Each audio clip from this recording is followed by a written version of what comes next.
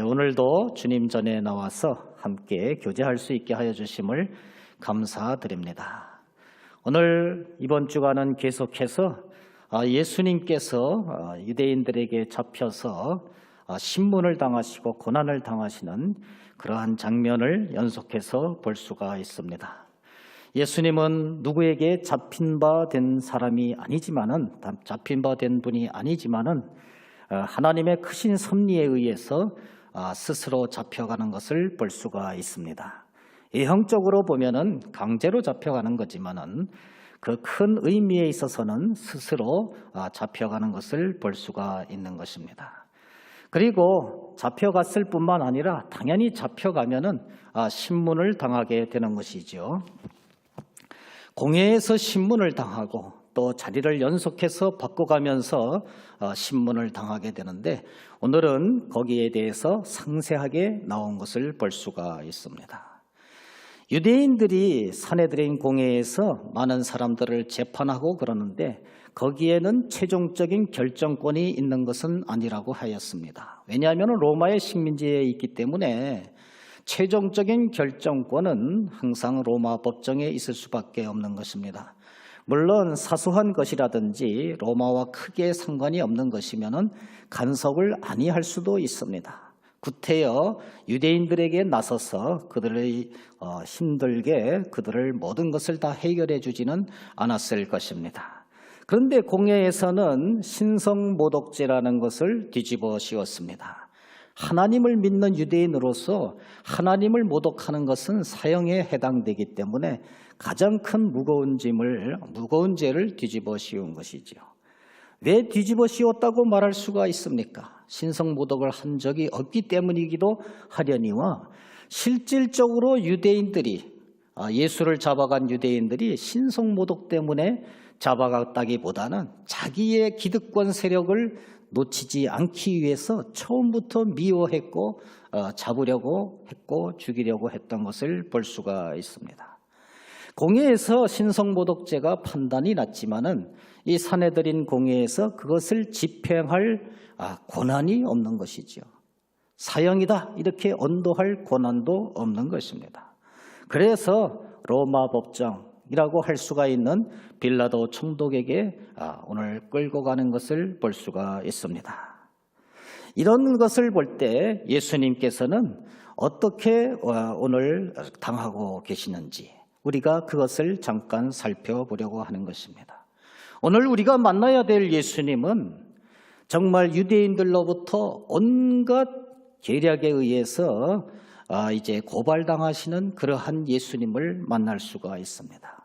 얼마나 예수님을 잡아놓고 싶으면은 제목을 계속해서 바꿔가면서 예수님을 고발하고 있는 것입니다. 방금 말씀드린 바와 같이 그 고발에 대한 가장 큰 씨, 가장 원초적인 그 씨는 예수를 미워했기 때문입니다. 자기들의 종교적인 기득권 세력이 무너질까 봐 그렇게 미워했기 때문에 거기서부터 싹이 튼 거예요. 기득권 세력을 지키고자 하는 것. 기득권 세력을 무너뜨리고자 하는 그러한 죄였어요. 사실상 따지고 보면. 근데 그것이 이제 신성모독죄로 바뀌어가지고 나간 것을 볼 수가 있는데, 이 신성모독죄를 가지고는 처벌할 수가 없습니다. 로마법으로는. 하나님을 섬기든지 말든지 로마에서 관여할 바가 아니었던 것입니다. 그래서 로마 법정에 갈 때는 어떤 식으로 고발을 하고 있습니까? 오늘 23장 1절서부터 2절에 보면은 무리가 다 일어나서 예수를 빌라도에게 끌고 가서 고발하여 이르되 하고, 우리가 이 사람을 보매 우리 백성을 미혹한다. 가이사에게 세금 바치는 것을 금한다. 자칭 왕 그리스도라고 칭한다. 이렇게 고발을 하고 있습니다. 이 세 가지 단어는 로마에서 아주 싫어할 수밖에 없는 단어입니다. 백성을 미혹해서 소요하게 한다. 여기에서 백성을 미혹한다는 것은 이 구절에서는 어떤 종교적으로 미혹을 해가지고 다른 신을 전파한다 이런 의미로 고발한 것이 아니라 세상을 미혹해서, 많은 백성들을 미혹해서 로마에 대항해서 소요하게 한다. 이런 의미가 더 강한 것입니다. 로마의 입장에서 보면은 자기들이 식민 통치하고 있는 그러한 지역에서 소요가 일어난다는 것은 아주 나쁜 겁니다. 빌라도 총독 입장에서는 더 나쁜 거예요. 그리고 가이사에게, 로마 황제에게 세금 바치는 것을 금한다. 이거는 로마의 재정을 궁핍하게 하는 것이기 때문에 더 민감할 수밖에 없습니다. 그러나 예수님은 그런 적이 없어요. 가이사의 것은 가이사에게 바치고 하나님 것은 하나님께 바치라, 이렇게 말씀하시지 않았습니까? 또 자칭 왕 그리스도라고 한다. 예수님께서는 이 세상의 한 나라의 왕으로서 자칭 왕이라고 말한 적이 없습니다. 그런데 그냥 자칭 왕이라고 한다, 이렇게 로마에게 얘기했을 때 로마는 로마 황제가 엄연히 있는데 왕이라고 하면서 돌아다니는 사람이 있으면은 당연히 신경이 쓰일 수밖에 없는 것입니다. 이와 같이 이제 유대인들은 어떻게 해서든지 예수 그리스도를 잡아 죽이려고 제목을 계속해서 바꿔가면서 이렇게 빌라도에게 고발을 하고 있는 것을 볼 수가 있습니다. 그런데 거기에서 빌라도 총독은 현명한 판단을 하기는 합니다. 4절 말씀에 보면은 내가 보니 이 사람에게 죄가 없도다.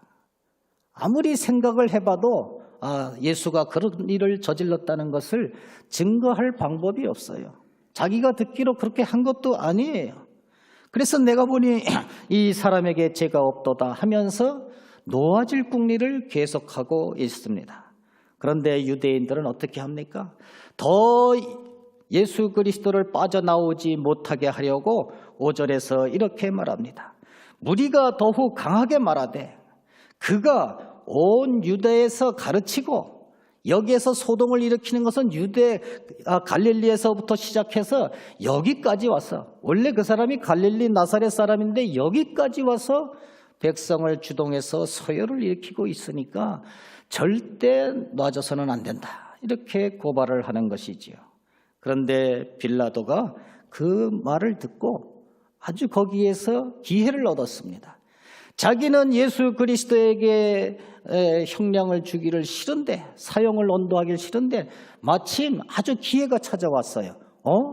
예수 그리스도가 갈릴리 사람이라고? 그러면은 갈릴리 사람이면은 갈릴리의 분봉왕인 헤로데에게 넘기면 되겠네, 이런 생각이 버떡 들은 것입니다. 그래서 오늘 말씀에는 제목이 바뀌어 가면서 고발당하신 그 예수님에서 대해서 나와 있는데, 그 두 번째로는 재판장이 바뀌어 가면서 고발당하신 예수님을 우리는 바라볼 수가 있습니다.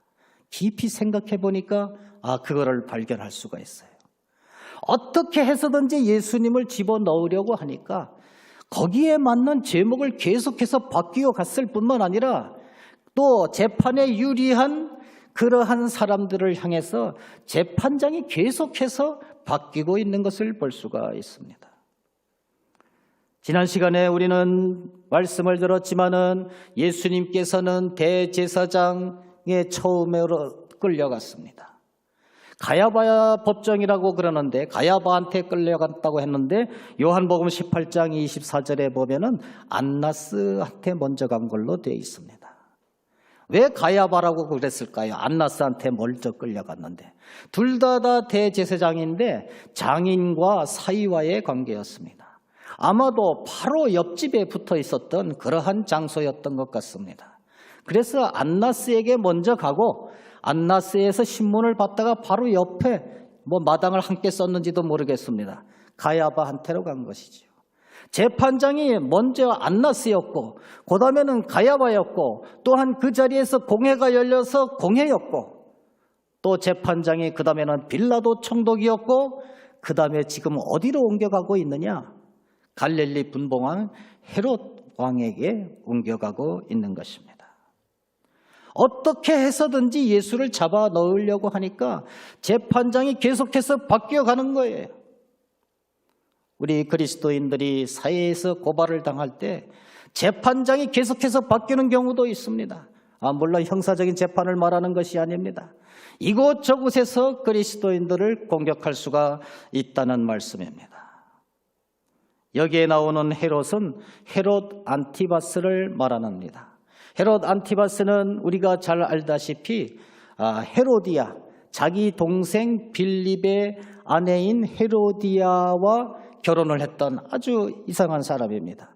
그래서 세례 요한이 그것을 공격하니까 세례 요한을 목 잘려 죽인 사람이 바로 여기에 나오는 헤롯입니다.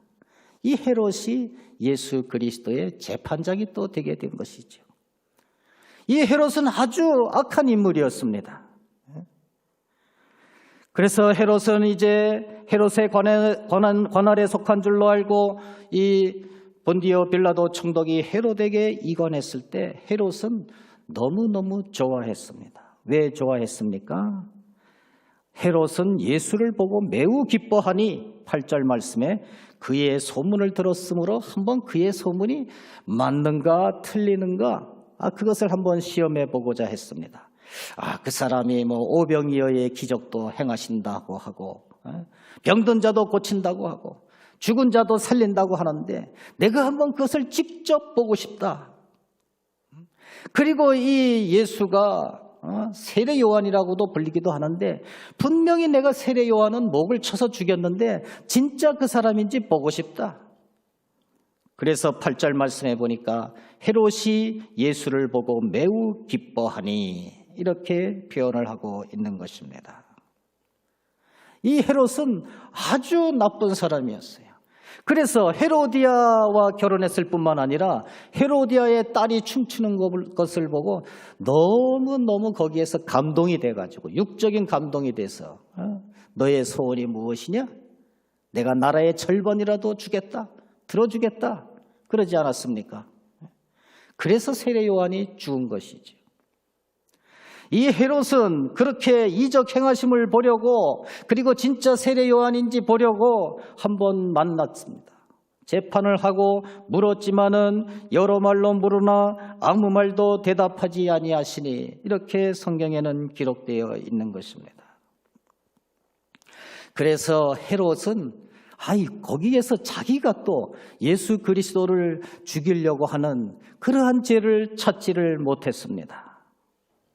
10절 말씀해 보니까 그러니까 그 유대인들이 더욱더 헤롯에게 와서 힘써서 고발을 했습니다. 고발을 했지만은 헤롯도 역시 자기 선에서 처리하기가 싫어를 했습니다. 그래서 빌라도에게 다시 보낸 것이죠. 예수 그리스도를 잡아 죽이기 위해서 제목을 여러 번 변경했을 뿐만 아니라 예수 그리스도를 잡아 죽이기 위해서 재판장을 여러 번 바뀌어가는 사탄의 앞잡이들이 있었다는 것입니다.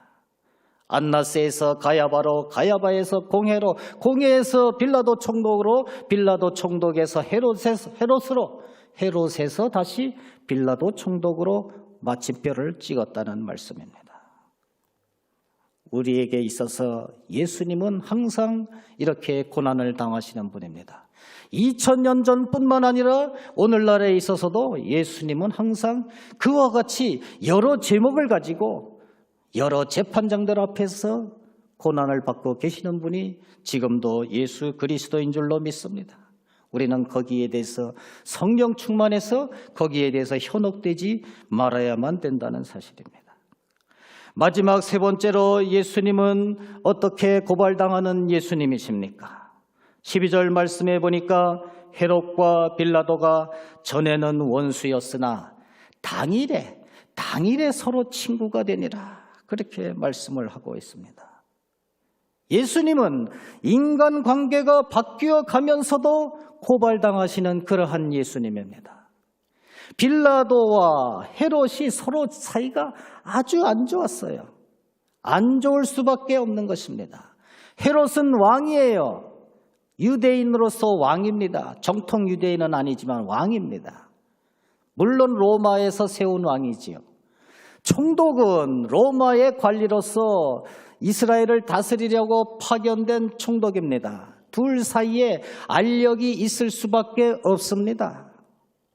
우리나라가 식민지 생활을 할 때에 일제가 강제로 옹립한 순종과 그 당시 통감이었던 이토 히로부미와 사이가 좋았겠습니까?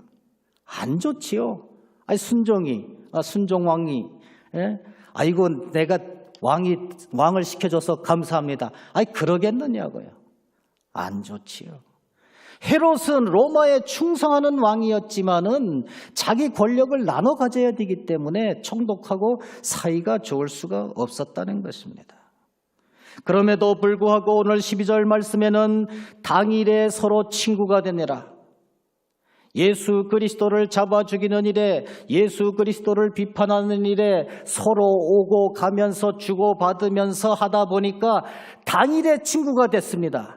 수십 년 동안 또 수년 동안 악연이었던 사람들이 그리스도를 비판함으로 말미암아서 친구가 되는 것을 오늘날에도 너무너무 많이 볼 수가 있습니다.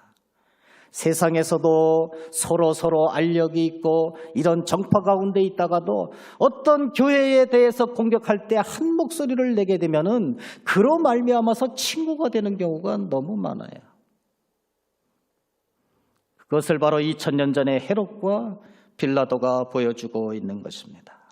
이와 같이 예수님은 고발을 당하시고 재판을 당하시고 계십니다. 제목을 바꿔가면서 재판장을 바꿔가면서 인간관계가 바뀌어가면서 이와 같이 재판을 당하시고 계십니다. 그런데 결국에는 그것은 최종적인 재판이 아니에요. 최종적인 재판은 로마 법정인 것 같지만은 최종적인 재판은 하나님이 하시는 것입니다. 하나님이 재판을 하셨고 하나님이 또한 다시 오셔서 재림하실 때 완벽한 재판을 하실 것입니다. 결론적으로 말씀드리면은 인간의 재판은 이제 여러 가지 변형된 것으로 정말 얽매이고 하는 것이지만은 하나님의 재판은 완벽한 재판입니다. 인간의 재판은 제목이 명확하지 않지만은 여러 가지로 바뀌어가지만은 하나님께서 보시는 제목은 단순하고 명확합니다. 믿음이 있느냐 없느냐 그거 하나 가지고 처음부터 끝까지 판단하고 계시는 것입니다.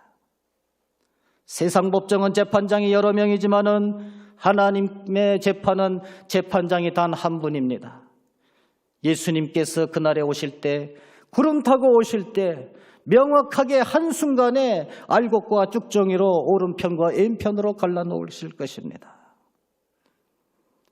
세상 법정은 절차가 복잡하고 여러 가지 단계를 거치지만은 하나님의 재판은 절차도 간단합니다.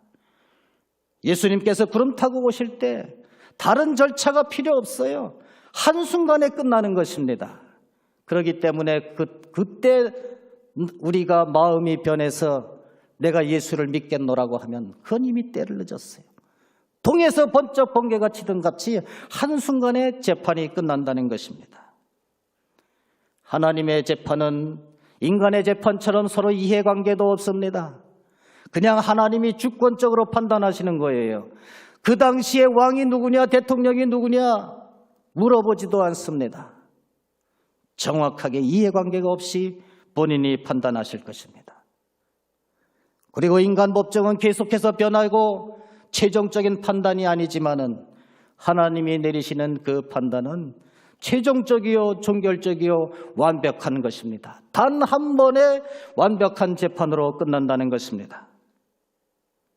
오늘 우리는 23장의 말씀을 보면서 빌라도 총독을 비롯해서 많은 사람들이 예수를 잡아 죽이려고 했을 때 아주 복잡 미묘하게 들어가는 그러한 상황을 보았습니다.